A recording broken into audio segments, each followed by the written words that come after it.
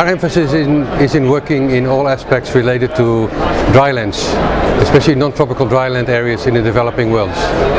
And more recently, our center has been asked to be the lead center for the Dryland System CGIAR research program. And basically the concept is that we need to move from a single commodity or single technology or even oligo-technology approach to really an integrated systems approach to agriculture. In the last 40 years that the CG has existed, and some of the centers even started already in the 1960s, we've been looking at one or two technologies at the same time.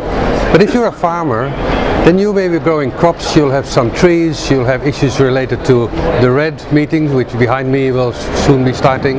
You may have some fish. So you also need to look at the land sustainability for your children, water availability may be decreasing. And then there is other issue that's happening that you don't know what it is, but you're being told it's climate change. So we really need to go and use an agro-ecosystems approach for moving in the future so that you can decide what mix of all these different components are the most essential and give you the most stability for your livelihoods.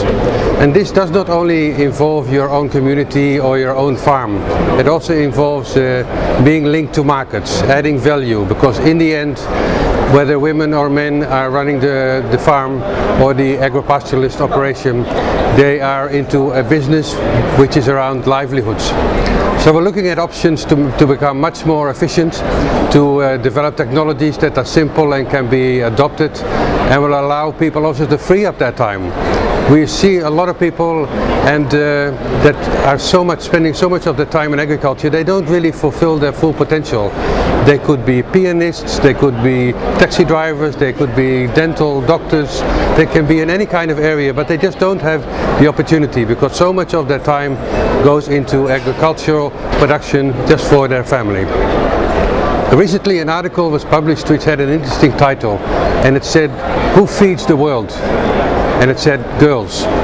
If we look at a lot of production in Africa and Asia, we see a lot of the young women are spending time in weeding their crops, in getting water, getting firewoods. And if we could in some way improve their lot, they would be able to, some of them stay in agriculture, but some could go into other jobs, as I just mentioned.